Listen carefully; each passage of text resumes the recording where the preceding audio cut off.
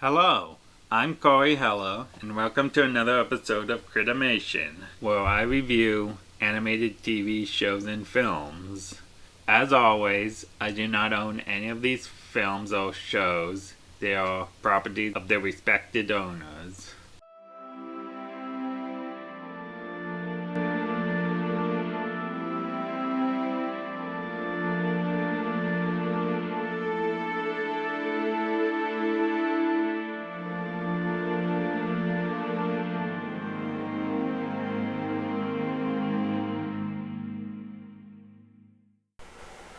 Our first topic for the day is the DuckTales reboot episode, Treasure of the Found Lamp, which in turn is inspired by the film from the original series, Treasure of the Lost Lamp.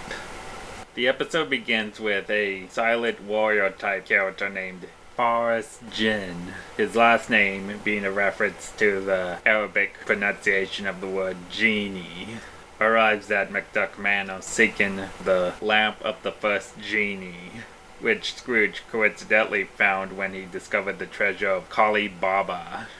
Unfortunately, Louie sold it at a yard sale, and the gang have to distract Jin by sending him on a fake quest that involved them going to Ithaquack with the help of Selene, the Greek goddess of the moon. They set up fake trials for Jin to conquer, including fighting a sea monster who's merely acting, and having Scrooge disguise himself as a minotaur to set up some quizzes for him to solve.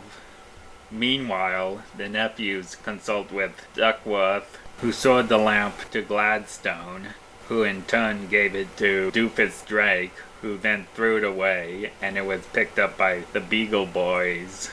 After alerting Scrooge, he and Jin return to Duckburg, where Jin finds out that the whole quest was just a setup. Nonetheless, the group fight off the Beagles, and just as the sun rises, Ma Beagle acquires the lamp only to find out there's no genie in it.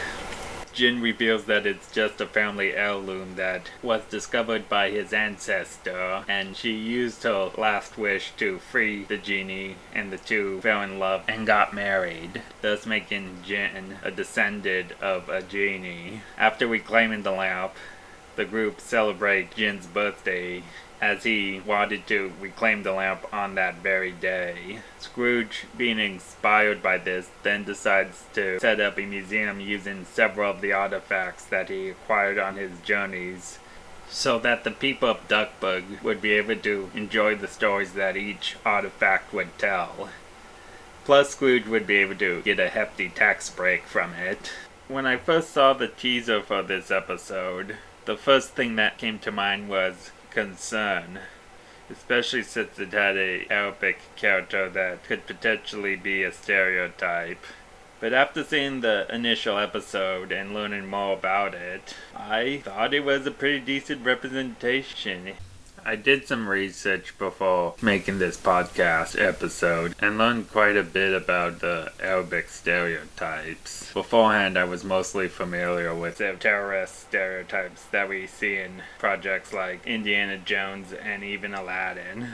But I do want to point out that even at points that could have made him more stereotypical by having him act aggressively towards the characters, such as when he learns he's been deceived, he is really calm about it, thereby removing any trace of the aggressive stereotypes that we usually associate with negative depictions of the Middle East. He never really acts violent towards anyone and only uses his sword as a means of defense and not to threaten anyone.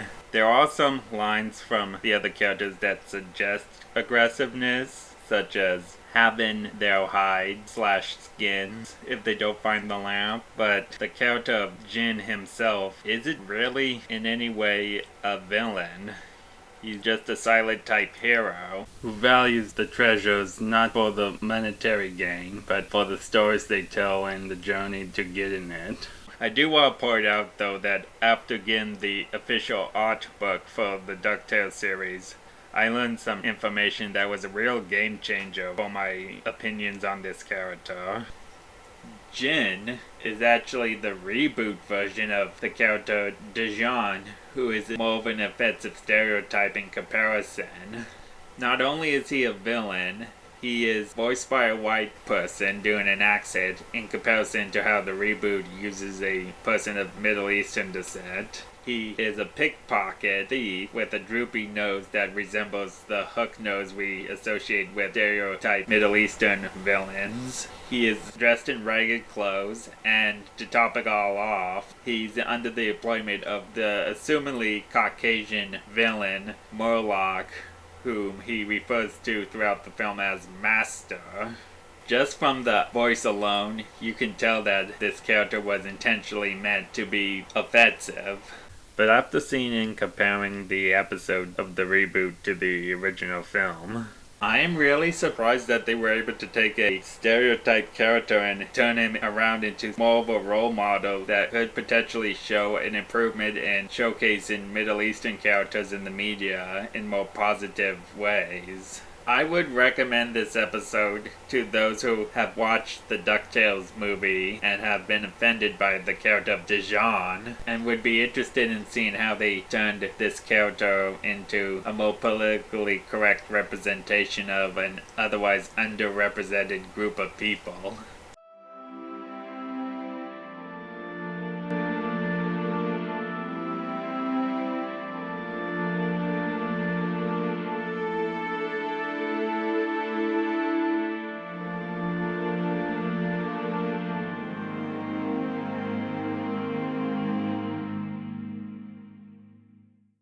Our next topic is the Fairly Odd Parents episode, Imaginary Gary.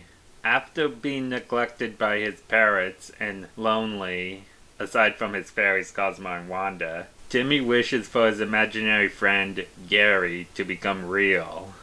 But then Gary, once brought to life, starts winning over his family, friends, and love interest. When Timmy tries to unwish him, Gary uses the fact that since he's a part of Timmy, he can make wishes as well.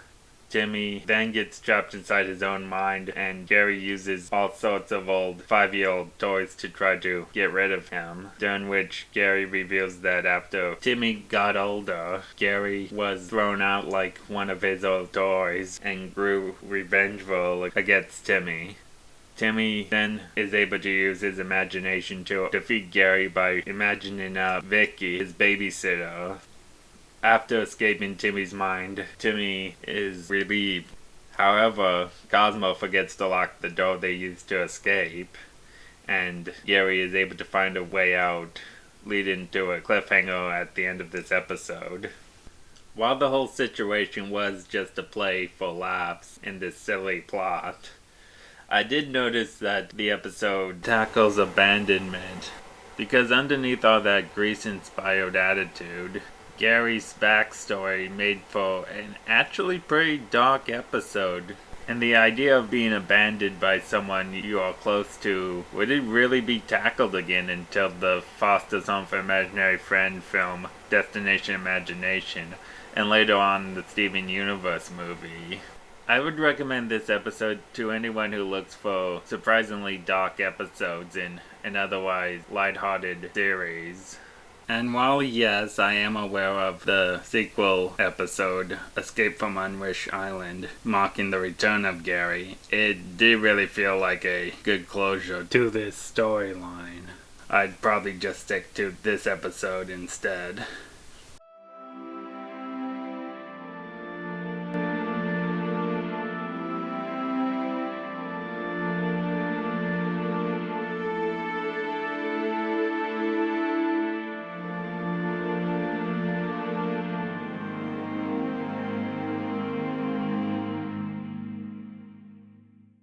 Our last topic is the short Blooper Bunny, which is actually kind of interesting because it was completed in 1991 but not released until 1997. Possibly because some of the content was too much for Warner Brothers at the time. The short itself is basically a parody of the 50th anniversary Bugs Bunny specials that were released the previous year, as the characters are celebrating his 51st and a half year anniversary. And the whole sequence begins with them having a big celebration, everyone's happy, everyone's friends. And then we get to the behind the scenes footage, which is showing everyone getting ready, and the Looney Tunes characters are more in character in contrast to the actual celebration. When the filming for the sequence begins, the remainder of the short consists of bloopers of scenarios in which everyone is more in character to their original cartoons. This short is actually one of the first Looney Tunes productions to feature Mel Blake's first successor, Jeff Bergman, who did all the voices except the director, who, according to the commentaries of the short that were included when it was released on DVD, was actually Mel's voice coach at the time. Other things I'd like to point out is that at one point in the short, Elmo tries to sneak a real gun on to blast Bugs Bunny, and Daffy starts ranting about how dangerous it is. There's this whole no, don't cut scenario, which is kind of reminiscent of the whole Hunter trilogy from the original cartoons, and it was a nice tribute to it. The opening of the behind-the-scenes footage actually has a CGI layout, which was new for the franchise at the time, and one of the reasons why this short has a cult following. My favorite part is actually when Daffy is ranting before production begins, stating that the studio doesn't have an original bone in its body. He even goes on to say that the next thing you know, they'll stick me with 3 snot-nosed nephews. Kind of poking fun at how his Disney counterpart Donald Duck has nephews. I would recommend this short to anyone who likes to look at the bloopers, but is into like parodies of those behind-the-scenes footage things, kind of like a mockumentary, which are pretty underused in today's media. Overall, this short is definitely a hidden gem in the franchise for being one of the early projects since Mel Blake's death, and one that was not released for quite a while. He was hoping that some of the recent cancelled projects that got completed would get released soon by Warner Brothers, such as the couple Scooby-Doo films that could have been.